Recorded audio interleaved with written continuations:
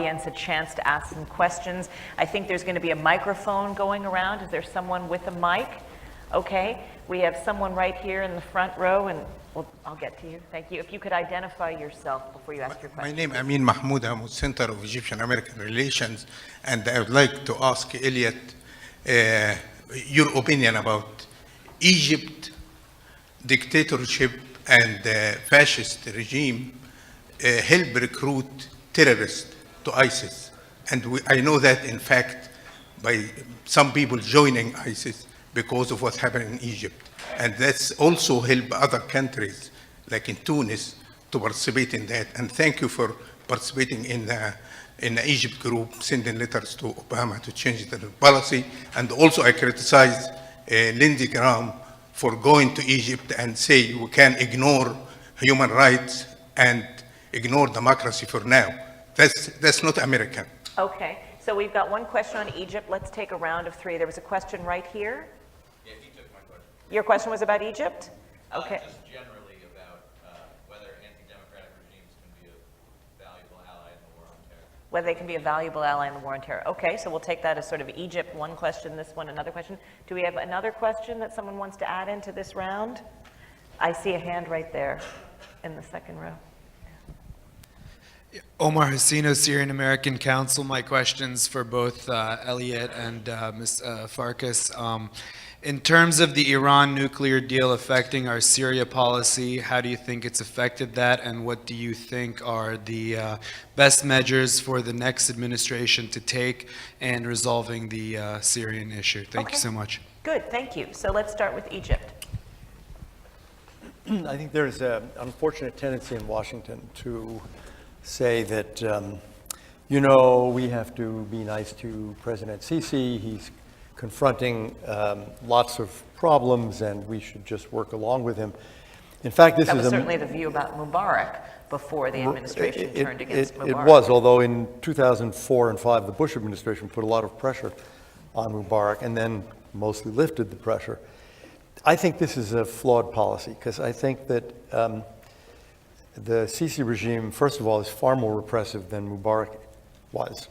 It's an extremely repressive regime, which is attempting not to destroy the Muslim Brotherhood only, but really to destroy politics in Egypt, to prevent political life, civic life. And it's going after moderates and centrists and Democrats, not just jihadis. And there is no economic reform, meanwhile, because the army owns half the economy. So Sisi knows they don't want economic reform. And if he really tried it, he'd probably be removed. I think this is a formula for disaster. And I think that it's going to create instability in Egypt. And I think that the Sisi regime will be increasingly illegitimate because it is increasingly repressive and it is not creating any kind of economic progress. So I think we, the United States, should be much more critical of the human rights abuses in the regime. King Salman of Saudi Arabia was there yesterday, and he announced a $22 billion aid program. Big deal, right? No, it's a 5-year program. That's 4.4 a year. In the beginning, they were giving Sisi 14, 15 billion a year. The Saudis and Emiratis are beginning to distance themselves from Sisi, I would argue, because they don't think it's a good investment. And I think we're making a mistake if we invest a lot in a terribly repressive government that is not succeeding, neither from the point of view of economic reform, nor from the point of view of fighting terror. The terror situation in Sinai, as near as I can make out, has gotten worse in the last couple of years, not better, partly because the only way they deal with it is vast repression. So I'm not a fan. Well, we could ask the same question, though, about Saudi Arabia. And the gentleman in this row asked the question about alliances with anti-democratic regimes in general and whether they're useful to us. I mean, I don't think anyone here is going to say that Saudi Arabia is a democratic regime. No. The argument that I would make is that, look, a government is not an NGO. We have security interests, financial interests, commercial interests, military interests. So we're never going to be in a position of being pure about our relationship. That means we pick and choose No. that some anti-democratic leaders are okay and our friends and not others? I would use the word, well, first, yes. So I mean, we picked. So which are the good bad guys? We picked and chose Joseph Stalin at a certain moment in our history. for think we feel for a good about reason. that, But no, but we did it, and we did it because we were in a Or at war least at the end of the war. that we needed to win. I would use a different term, because the problem, I think, in the argument is you start talking about democracy and human rights, which I like to do, people turn you off. Unrealistic. Come on, let's live in the world as it exists. I'd use the term legitimacy. I think it's striking that none of the Arab monarchies has fallen since the Arab Spring, because they have elements of legitimacy that these fake republics didn't have. The Saudis, whether we like it or not, have a certain legitimacy in Saudi Arabia, and the regime is not on the verge of collapse. I would argue that clearly for Gaddafi, for Ben Ali, for Mubarak, we can see this. We can see it in the case of Assad, but I would say also in the case now of Egypt. This is a government whose legitimacy is declining and will continue to decline.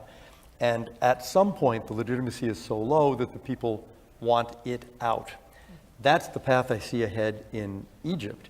In Saudi Arabia, obviously we don't like the many things about the regime. I don't think you could claim that the Saudi regime, Emirati regime, Moroccan, Jordanian, is an illegitimate regime in the eyes of most of the people of the country. And the Saudis are actually undertaking more economic reform than Sisi's ever even dreamed of. So I don't, it's not helpful, I think, to say, okay, there's democratic regimes, there's not democratic regimes. And the non-democratic regimes we're not going to talk to or have any alliances with. That's not realistic. But I think what is realistic is to say there are a lot of differences among non-democratic regimes. Some have far more legitimacy than others. Some are far more stable than others. Some are far more repressive than others. So, Evelyn, I'd like you to take the question about Syria, but before that, do you have any response to this, whether any non-democratic regimes, are there times when we should be working with non-democratic regimes because it's in our interest? I think if you're a head of state, if you're the president of the United States, you have to be realist and rational, and you have to deal with other governments, and you can't always pick and choose. So, I would agree that we have to be pragmatic.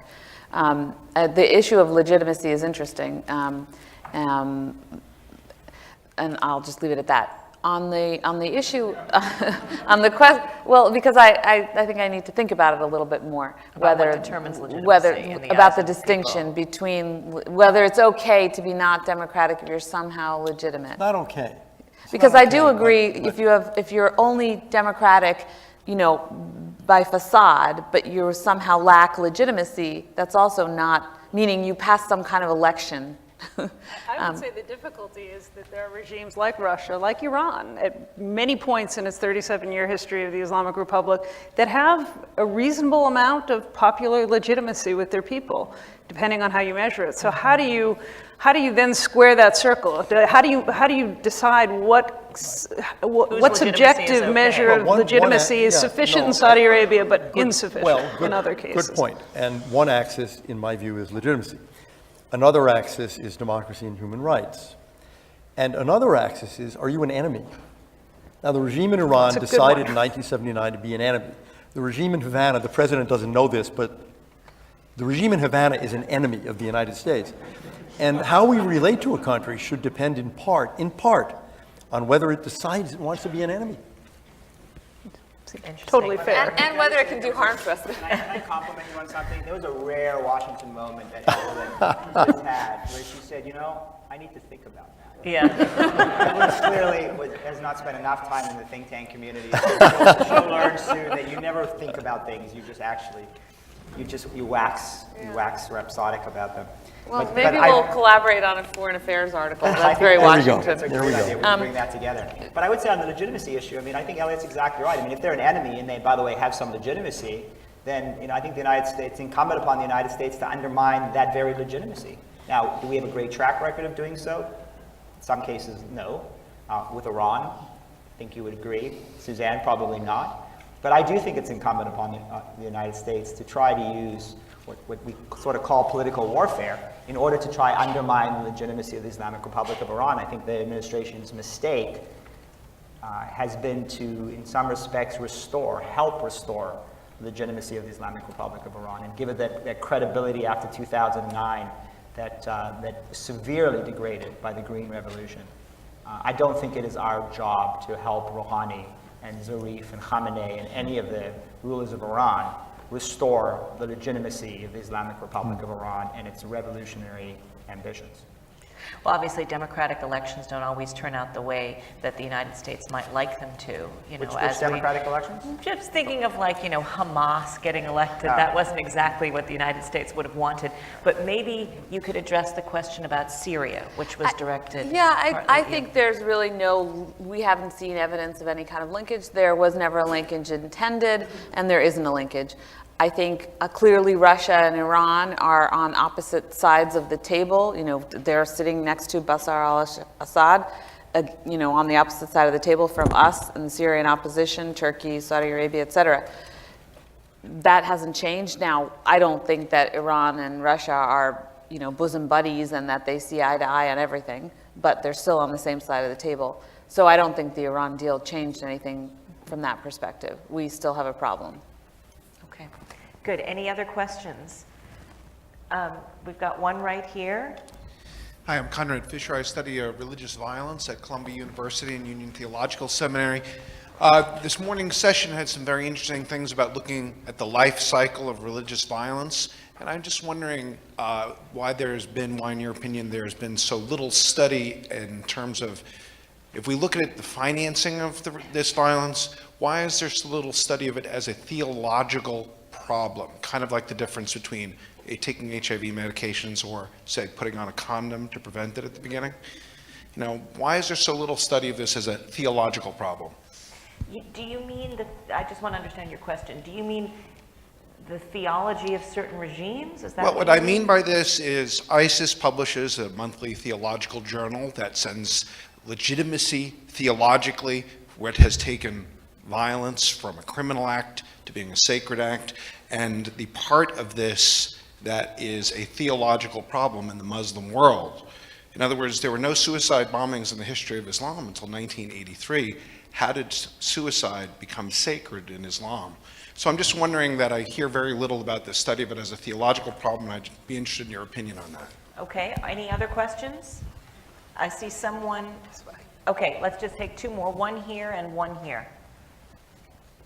There's a person right there in the back row who was waving his hand.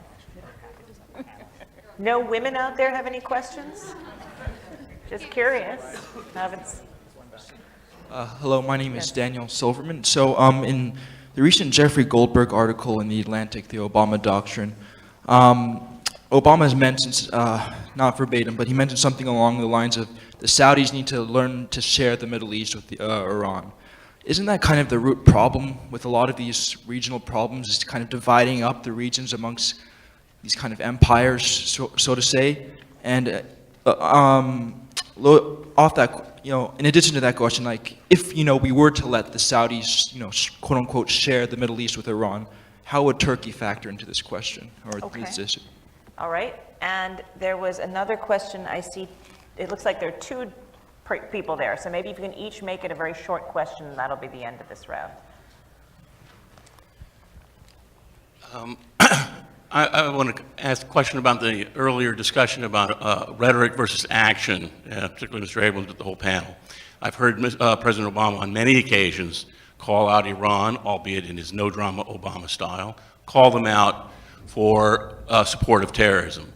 On the contrary, the administrations that you worked in, Mr. Abrams, George Bush said very little other than reference to the axis of evil. I know because we had to search for it in support of our court case. A couple of references, but him and the Secretary of State, regarding Iran harboring al-Qaeda inside Iran, including bin Laden's family, after 9/11. And then again, there's President Reagan, who probably no Westerner ever, Western leader, enabled Iran in its terrorist ambitions. Sorry, so what is the question? I'm sorry? Well, what I don't understand, the non-fit, and I guess my answer, the question in a way is, what are you talking about really? Because I don't see what you're saying being true. Okay. All right, and there's someone right behind you with a question. If you could also identify yourself, Thank you, please. Adam Turner with the Endowment for Middle East Truth. My question is for Mr. Dubowitz. I normally agree with you. I'm not sure I agree with you on the idea of tearing up, as you put it, or not tearing up the JCPOA. Some of the concerns I would have is, first of all, I think it makes the new president, I mean, I assume we're talking about a Republican because Hillary Clinton would not do this. It makes that person look weak, which is the exact worst thing we want to do right now with the new president.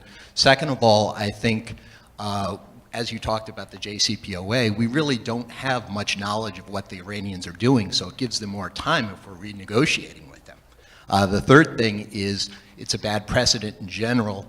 As Omri Sarin has detailed, the administration was very dishonest in how they set up the whole agreement, and if we let this go through and continue, we have a precedent for another president to do this. And the fourth thing is, it just makes us look foolish because, quite frankly, there really is no agreement whatsoever. It's only the West that believes there is one. The Iranians clearly don't. They just do what they want to do. So what's your question? My question is simply pushing back. I don't understand why. Got it. All right, thank you. All right, so we have the theological question. Should there be more study of that? What about sharing the Middle East? Does that work? And what are you talking about on the rhetoric? Those seem to be the questions. No, I get that so often. What are you talking about? I think the fourth question was also, what are you talking about? But just to you, the third one. On the theological question, it's a very interesting point, and it seems to me it's partly because, you know, government officials are mostly PhDs in history or political science, or they're lawyers. They're not theologians. So one of the reasons I think people don't talk more about theology is we don't know anything about theology. And I think there's also most American officials don't know a lot about Islam, certainly didn't until the last, 10, 15 years, think they needed to know a lot about Islam, and also are afraid of appearing to be bigoted, prejudiced, ignorant about, and sort of foolishly critical of a world religion. So I think people tend to not talk about it much for that reason.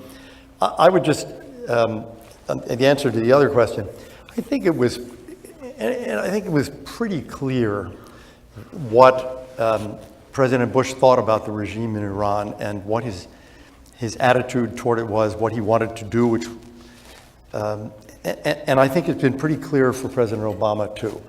I don't think that our allies in the region, Saudis, Jordanians, Egyptians, Israelis, had any lack of clarity about President Bush's hostility to that regime. And I think they also, I mean, they may be wrong, but their clear view is that President Obama is seeking an accommodation and a reconciliation and wants the Saudis to share the region with them. And they perceive it as a very different attitude from the attitude of President Bush. And that has, I think, political consequences. Suzanne, can you respond to that, particularly with the perception, but also the question about should we be encouraging different powers to share the Middle East? Yeah, I think it was an unfortunate turn of phrase wherever you come out on President Obama's policies toward the region. The idea of a Saudi-Iranian entente in which the region is divided up amongst these two, whatever else they might be, very anti-democratic regimes would be ultimately a nightmare. I think what the president was trying to suggest, if I can get into the head of that wonderful essay, was that the very theme of this panel, coexistence. And in effect, the simple reality is the Saudis have always coexisted with the Islamic Republic. They haven't always liked it. They've often advised the US to do things that they're not prepared to do themselves. And for most of the past 37 years, they were far more forward-leaning in their economic relationships with Iran, in their diplomatic relationships with Iran, with periodic breaks, than the United States itself was. So we have a situation now where the tables are somewhat turned, where the Saudis are urging us to be more hardline or adopting more hardline position themselves toward the Iranians, but historically that hasn't been the case. And I think we have to be careful not to find our policy toward the region dictated to by a country whose interests are not identical to ours. We have some very important common interests, whether they're energy, whether it's combative terrorism, but we are in no way, I think, on the exact same page about what the region should look like. And I think that, in effect, some of the failings of the Obama administration, and perhaps induced by the prioritization of the diplomacy with Iran, have been the inability / unwillingness to hold back the Saudis from, for example, the disastrous campaign in Yemen. We need to be guiding our allies and partners in the region in a more constructive fashion than we've been able to do under this administration. And ultimately, yes, I do think that the Saudis and Iranians are going to have to coexist, but ideally they'd coexist with better regimes. All right, great. We're going to have to wrap it up, but I want to give each of you about 30 seconds to make a comment looking forward to 2016 of the election. And so I know that, for example, Evelyn, you've written a piece comparing Donald Trump to Vladimir Putin. Maybe you want to make your comments on that, but if each of you could make a comment related to either whoever you think the next president is going to be, what you think their policy should be in dealing with some of these regimes, or something related to the election. Go ahead. Mark, you can start. Great, thanks. So, look, I think the next president should be guided by a simple principle that the United States is no better friend, no worse enemy. I think that in the Middle East, they should be guided by the principle that we need to take the Iranian regime down 3 to 4 notches, and we got to take our allies up 3 to 4 notches. I agree with Suzanne. I mean, the prospect of Saudi Arabia, which is an authoritarian state with a Wahhabi establishment that has done more to spread radical Islam globally than probably any other country in the world, freelancing and deciding to go and launch crazy wars in Yemen and elsewhere without any U.S. Knowledge or support or our ability to actually deter them, I think is very dangerous for the region. But it's coming from a sense of fear and abandonment.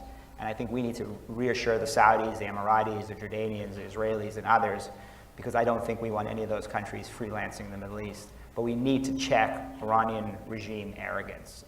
They feel like they can get away literally with murder, and I think it's time for the next administration to send a message that we will use all tools, of course, of statecraft, silver bullets and silver shrapnel, to deter that behavior. All right, Evelyn.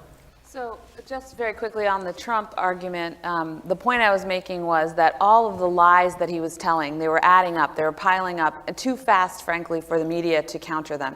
And it started to remind me of Russia, because after a while, it sort of didn't matter. People didn't really care what was the truth, what wasn't the truth. Was there video showing that that Trump had actually lied? The Politico did a study of almost 5 hours of him giving a speech, and it turns out every 5 minutes Trump told a lie. Again, it reminded me of Russia and their lies and propaganda, and the fact that ultimately at the end of the day, the Russian people kind of don't even care anymore, if I can generalize, about what the truth is. And they were handed a bad deal. Putin said he's going to make Russia great again, and he hasn't. And so, there were all these parallels that I made, but you can go find it online. I think our next president will be strong and will, adopt this position of probably speaking out more, but also being defensively strong together with our allies. And, I hope that we will all be able to help her. That's your applause line of the day. All right, Elliot. I really agree with what's just been said, except for the helper part. But I think the next president is likely to realize that our alliances in that part of the world are not in great shape. They're not in such great shape in Europe and Asia either. There's a sense that the United States is backing away from responsibilities. And I think the next president is likely to, in a sense, I think the pendulum is likely to swing back a bit more towards the center, toward more traditional reliance on alliances and building of alliances, and I think that's a very good thing. All right, Suzanne. I think it's entirely inevitable that whomever is elected in November is going to adopt a tougher attitude toward Iran, whether that's Hillary Clinton or whether that's Donald Trump, Ted Cruz, Paul Ryan, or whomever else might be nominated on stage 3. But I do think that there is this question that we need to get beyond the oscillation between picking friends and allies in the region and get to the root of the issue, which is a failure of sustainable, responsible governance that has not been addressed by either some of our most important friends or by our most dangerous adversaries. And I think this is a time for real deep thinking about how we get beyond the traditional back and forth between trying to pick winners and actually coming up with solutions that address the fundamental root causes of violence and instability in the region. All right, terrific. Well, I'd like to thank all 4 of you, and please join me in thanking our panel for sharing your views.